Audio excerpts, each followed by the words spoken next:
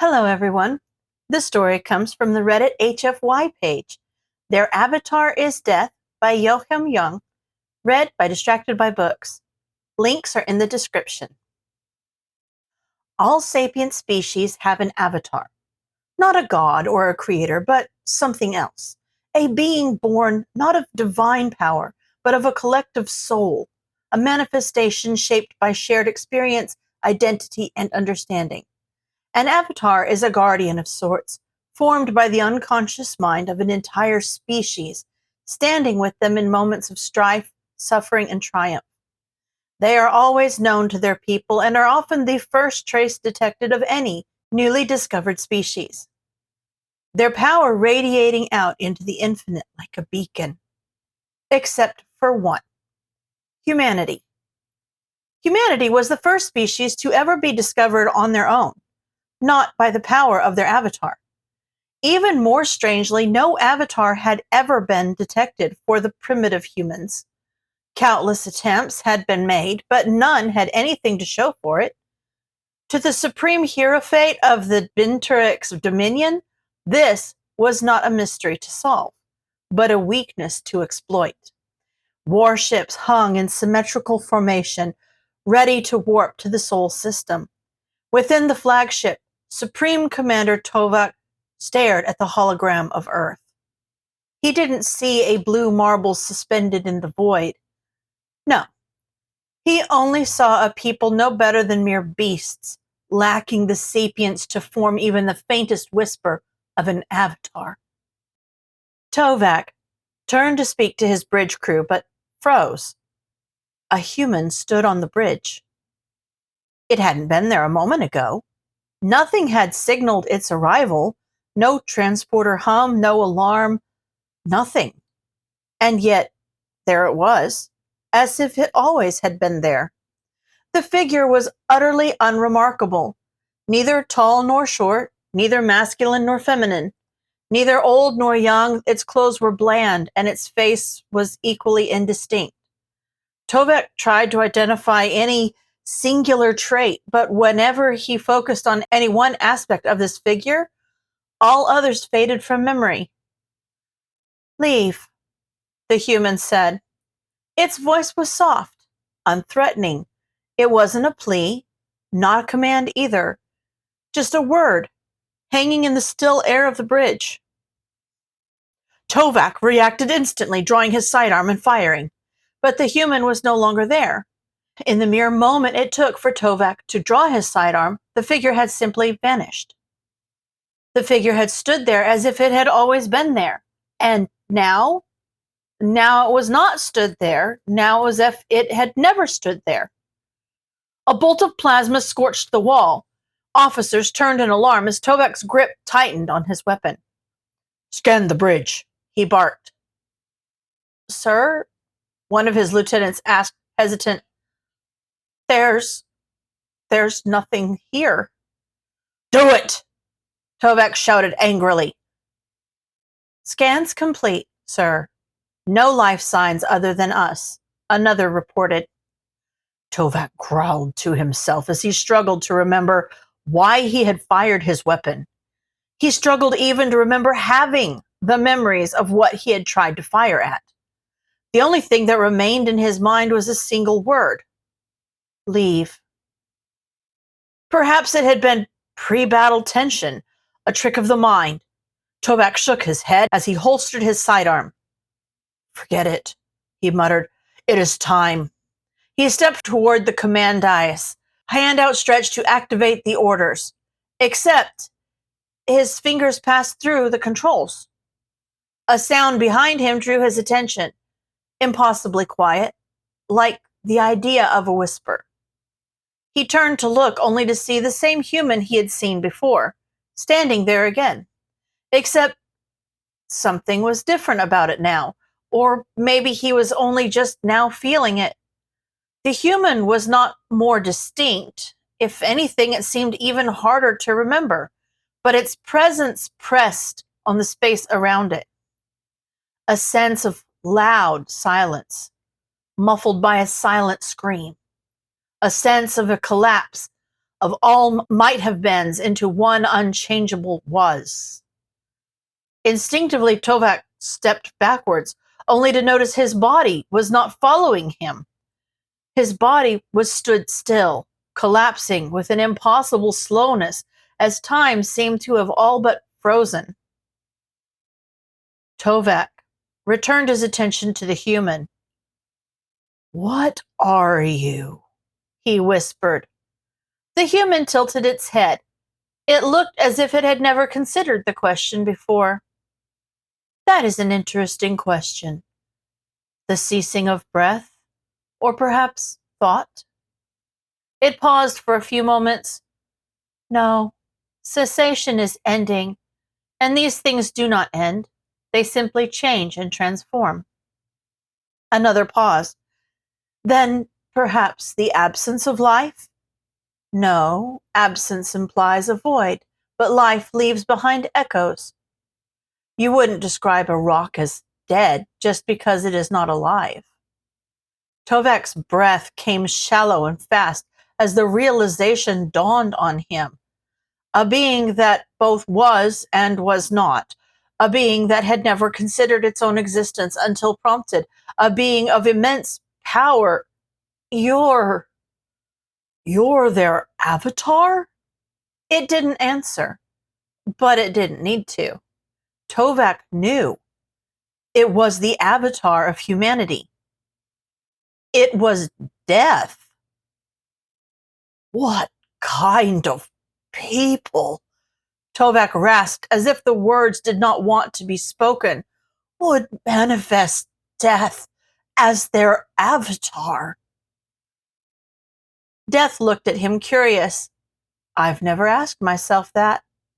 It stepped closer, not with menace, but with quiet interest. "They fear me. They accept me. They avoid speaking of me, and yet build entire rites around me. They chase immortality while writing stories that end. They pretend I am far away, then look for me in every shadow." It walked through Tovak towards the main window and gazed out toward the stars. No, not toward the stars. Not even to any one star. Death gazed upon something that at this distance only it could see. Earth.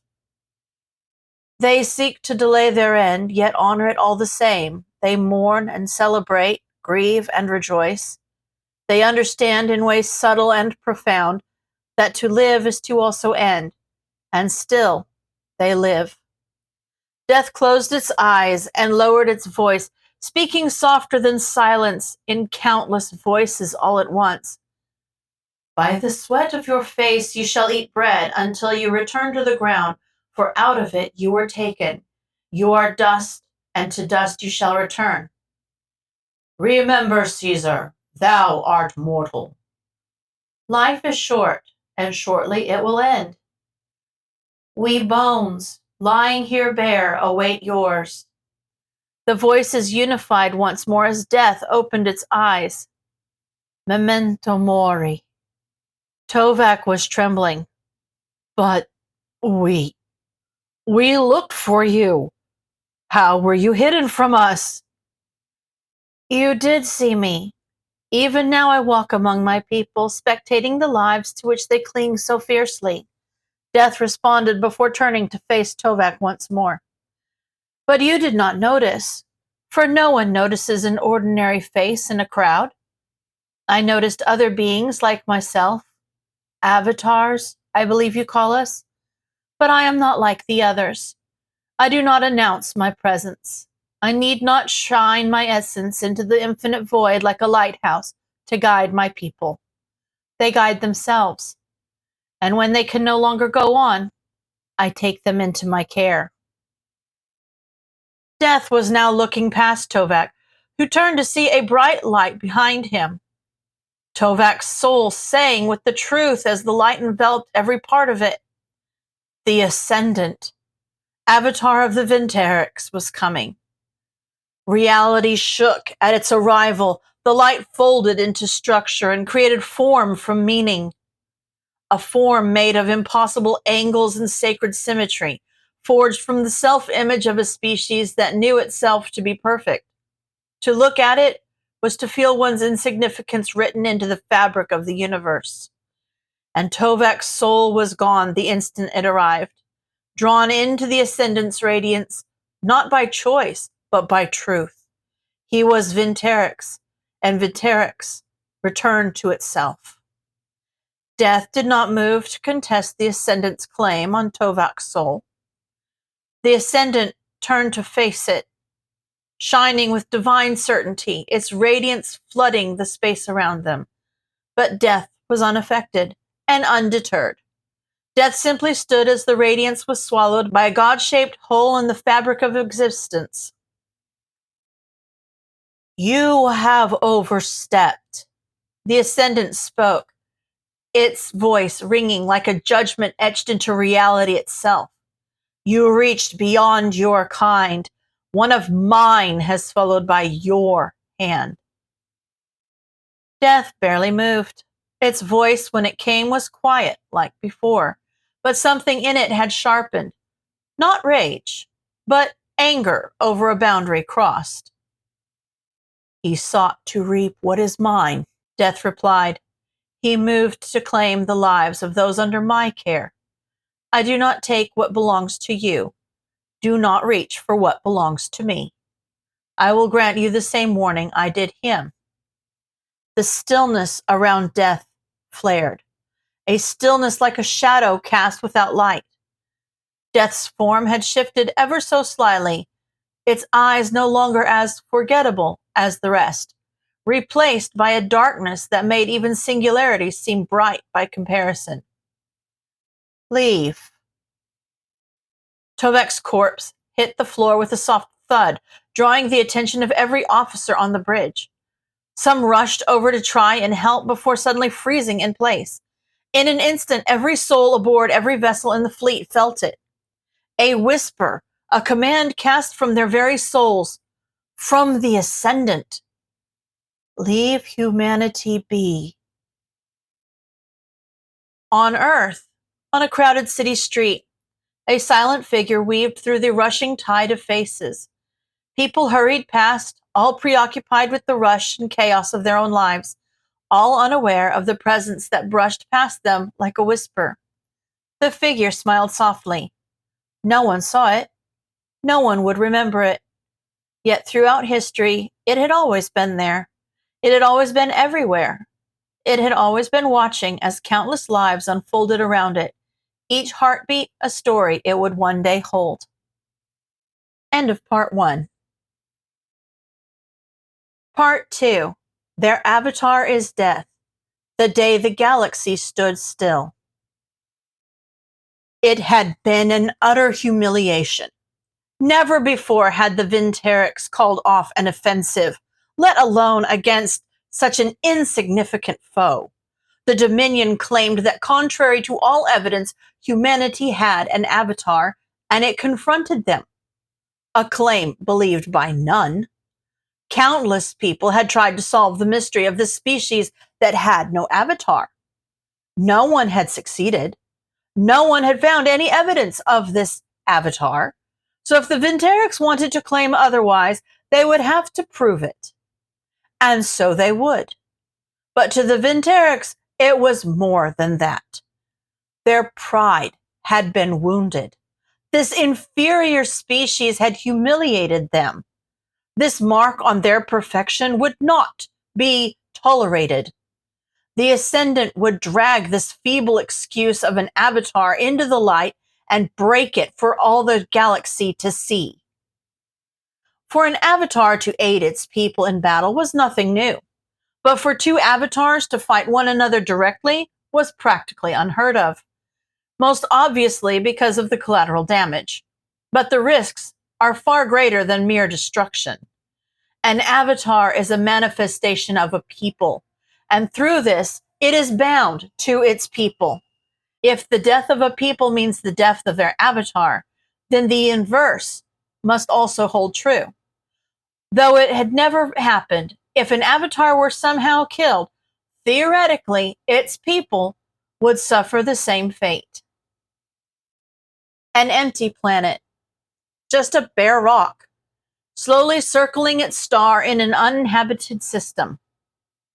And yet, for a short while, it might as well have been the center of the entire galaxy. An incomprehensible swarm of automated drones was broadcasting across the stars. As countless individuals cast their gaze upon the lifeless world, their avatars followed suit, each manifesting a small fragment of themselves to watch the momentous occasion. The planet trembled as the ascendant manifested in full upon the surface. It started with a light, impossibly small, yet it shone with a brightness beyond comprehension. The light gathered itself layer upon layer, as though existence were drawing breath. The light of the nearby star was drowned out in mere moments as the light began to fold into itself, yet continued to expand.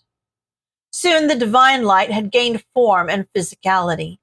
Angles that defied three-dimensional space, sacred symmetries and patterns that embodied the perfection that the Vinterics saw within themselves. However, simultaneously, nigh imperceptible, yet blatantly visible, was a single mark upon perfection made manifest. Most overlooked it, blinded by the sacred light. But to the few who did notice, the mark spoke of wounded pride, of mere beasts daring to defy where they should have submitted. The ascendant radiated power out into the infinite, directing it towards a singular, distant planet to attract the attention of its foe. The seconds dragged on unbearably as the galaxy held its breath, waiting to see either an avatar that should not exist or the utter humiliation of the Vinterics. Right as the first few skeptics watching the broadcast were about to congratulate themselves on their foresight, moments before laughter could break out at the humiliation of the Vinterics. Every individual watching the broadcast noticed a figure standing across from the ascendant, a being so unremarkable that it almost seemed as if it wasn't there at all. The only true sign of its presence was the one thing all could agree on, that to gaze upon this figure was to feel a sensation unlike any other, an awareness of the silence hidden beneath sound. The avatars, however, saw something else, something more, though they comprehended just as little.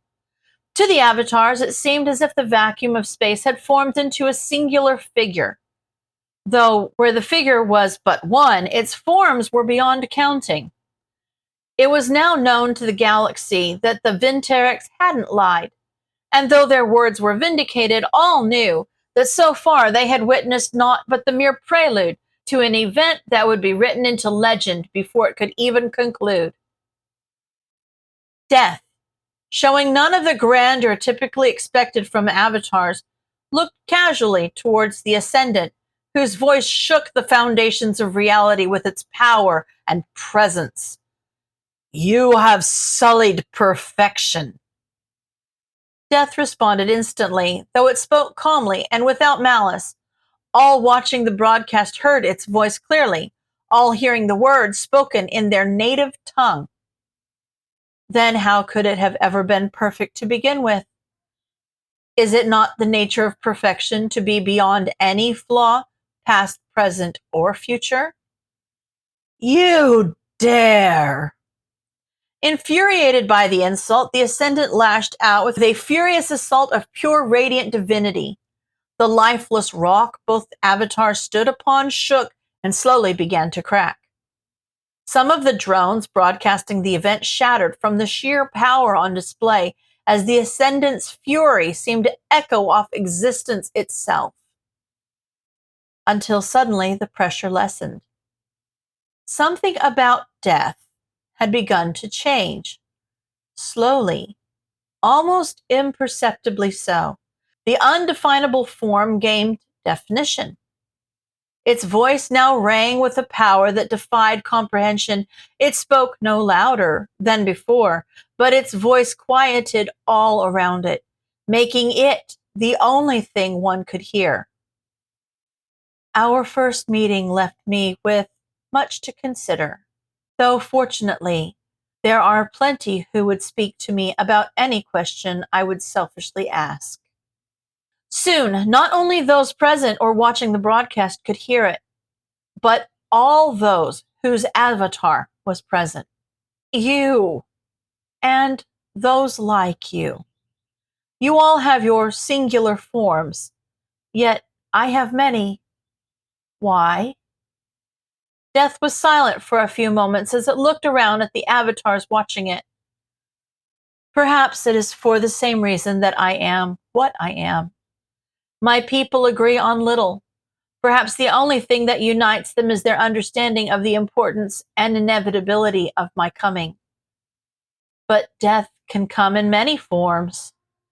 Death returned its attention to the ascendant, who had not ceased in its furious assault, however little it seemed to achieve.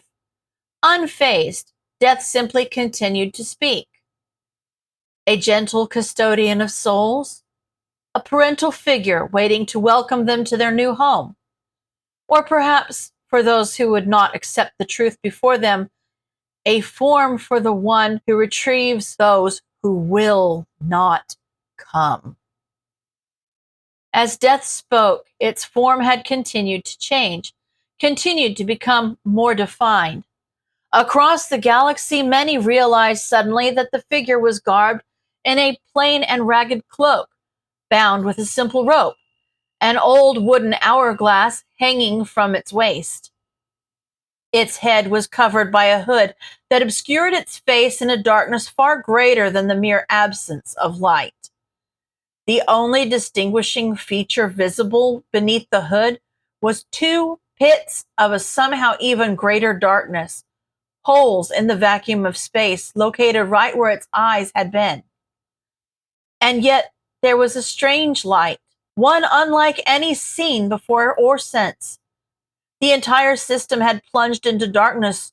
Only two sources of light were visible.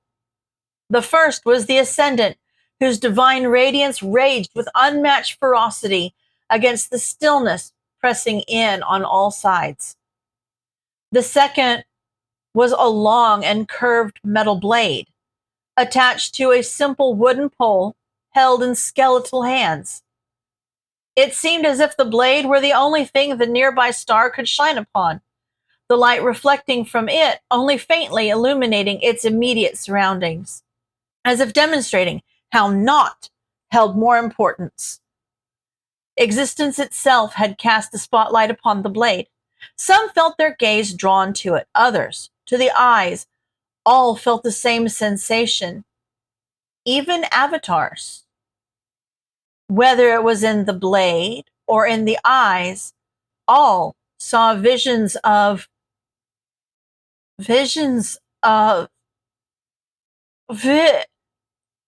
Vale shouted in frustration as he instinctively dropped his data pad and pushed himself away from his desk, his claws shaking and his breathing heavy.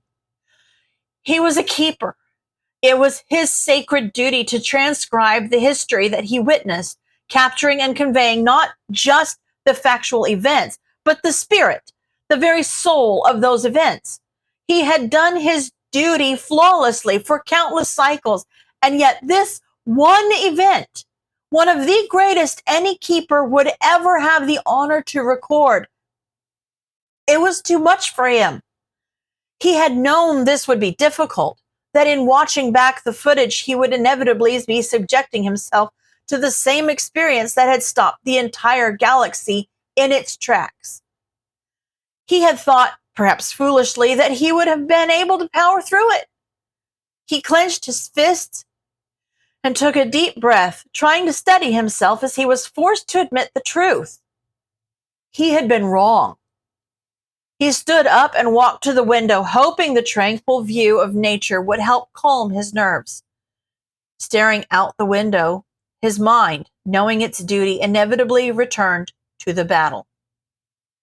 The duel did not go on for much longer after death had transformed itself.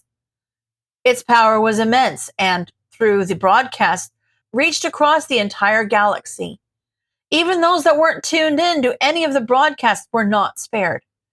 Aspects of the avatars of every species in the galaxy were present, and in that moment, they too were subjected to those visions. And through them, so too were their people. Sensing the effect the battle was having on its people, the Ascendant was forced to retreat. Surprisingly, at least to the Vinterics, the expected humiliation by the wider galaxy never came. For none could pretend they would have acted differently, and none could dispute the wisdom in the Ascendant's retreat. He closed his eyes for a moment and tried to recall the visions he had seen. Not to see them again, but to simply remember them. It was as close as he dared to come right now. They had been visions of not just his own death, or of all those he held close, or even all those he knew, but of his very people. The fading of their meticulously kept histories until they might as well never have been kept in the first place. The end of empires, both lesser and greater than the one he called home. The violent collapse of stars into singularities which, too, would eventually, inevitably, fade and cease to be.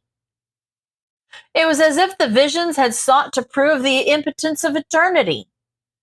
Vale's breathing again grew heavier as the visions began to overtake his mind once more, only to be snapped out of it by an unfamiliar voice coming from behind him. Why do you keep doing that to yourself? Vale's eyes shot open as he turned around before stumbling backwards against his window in fear. Before him stood a figure that he did not recognize, yet Vale held no doubt about who it was. Why are you here? He shouted as panic froze him in place. Calm down, Death said. I simply felt a pull upon one of my forms and decided to see what it was. I must admit, I didn't expect anyone to willingly subject themselves to that experience a second time. Vale calmed down slightly, though the fear didn't leave him. Then why show yourself to me? Surely you could have just observed and left. Death shrugged. Curiosity, it said, before calmly picking the datapad up off the floor and inspecting it for damage. After finding none, Death gently placed it upon the desk before continuing. And because when talking to someone, I found that a form tends to make it easier for people rather than a disembodied voice. Death turned to look at Vale. So, why subject yourself to those visions again? Vale sighed as he looked over at the datapad now lying on his desk. I am a keeper. It is my duty to capture and preserve the events that shape this galaxy and our people. Oh, so like a historian? Death said as it walked over to a collection of ancient tomes, impressed with how well preserved they were. History really is its own form of immortality, wouldn't you say? Death mused. Though he very much agreed, Vale was scared to answer, worried that the idea of immortality might anger Death. Death chuckled to itself. And now that form of immortality is being granted to a being representing death. Death turned to face Vale again before asking, But you struggle with this one. More than usual, from what I can tell. Why? Why? He was having to subject himself to a power that forced the Ascendant itself to retreat, and this avatar felt the need to ask why he was having a hard time? You know why! Vale snapped back, his frustration getting the better of him.